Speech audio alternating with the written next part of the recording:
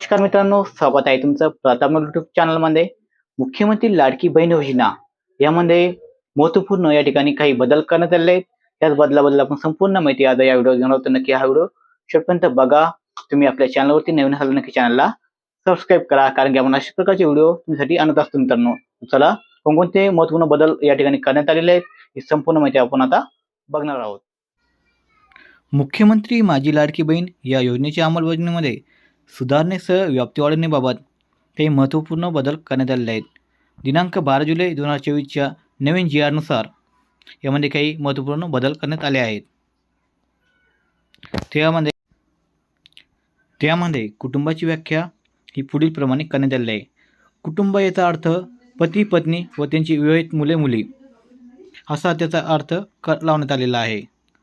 त्याचप्रमाणे दुसरा बदल म्हणजे नवविवाहित महिलेच्या बाबतीत तिचे नाव राशन कार्डवर लगेच लावणे शक्य होत नाही.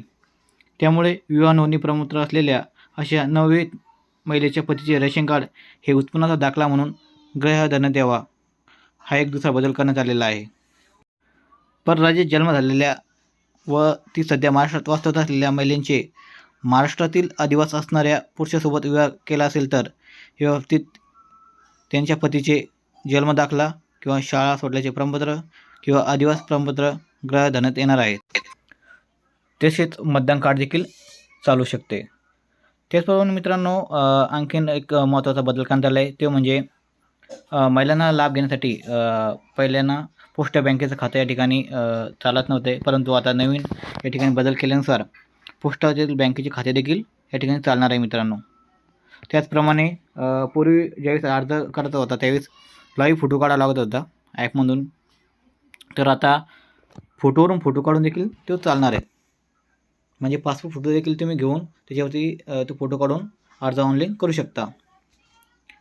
तसेच ह्या योजनेअंतर्गत नागरी व ग्रामीण भागातील बालवाडी सेविका, अंगणवाडी सेविका, NULM यांचे समूह संघटक, CRP मदत कक्ष प्रमुख व CMM सिटी मिशन मॅनेजर, आशा सेविका, सेतू सुविधा केंद्र, आपले सरकार सेवा केंद्र यांना पात्र महिलांचे अर्ज भरून घेण्याचे प्राधिकृत करण्यात आले आहे.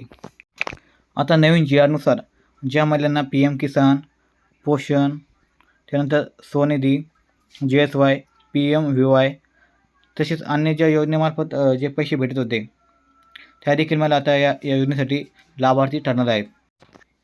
आता ज्या महिलांनी अर्ज केलेले आहेत, ऑनलाईन किंवा ऑफलाईन अर्ज केले आहेत, ते बघण्यासाठी ग्रामीण पातळीवरती ग्रामसेवक, कृषी सहाय्यक, तलाठी, अंगणवाडी सेविका, आशा सेविका, ग्राम रोजगार सेवक व अन्य ग्रामस्तरीय कर्मचारी यांची ग्रामस्तरीय समिती स्थापन करण्यात यावी. सदर समितीचे संयोजक ग्रामसेवक व सदस्य सचिव अंगणवाडी सेविका राहील. आता ही ग्रामस्तरीय जी समिती राहणार आहे त्याचं काम काय राहणार आहे, तर त्यांचं काम असणार आहे की त्यांचं गाव पातळीवरती शिबिरं घेऊन ज्या महिलांचे ऑनलाईन अर्ज झालेले नाही त्यांचे अर्ज ऑनलाईन करून घेणे, त्याच पद्धतीने ऑफलाईन देखील अर्ज या ठिकाणी कलेक्ट करून या ठिकाणी त्याची नोंद घेणे, हे त्यांचं काम असणार आहे.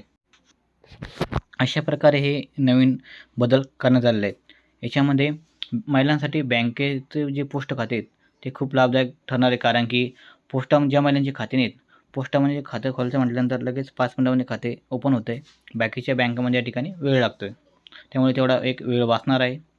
त्याचप्रमाणे ज्या महिलांचे नवीनच लग्न झालेले आहेत त्यांना देखील याचा फायदा होणार आहे, कारण की लगेच रेशन कार्डवरती नाव येत नव्हते. तर अशा प्रकारे हे नवीन बदल करण्यात आलेले आहेत. तर मित्रांनो, आजचा व्हिडिओ आवडल्यास नक्की लाईक व शेअर करा आणि चॅनलवरती नवीन झालं नक्की चॅनलला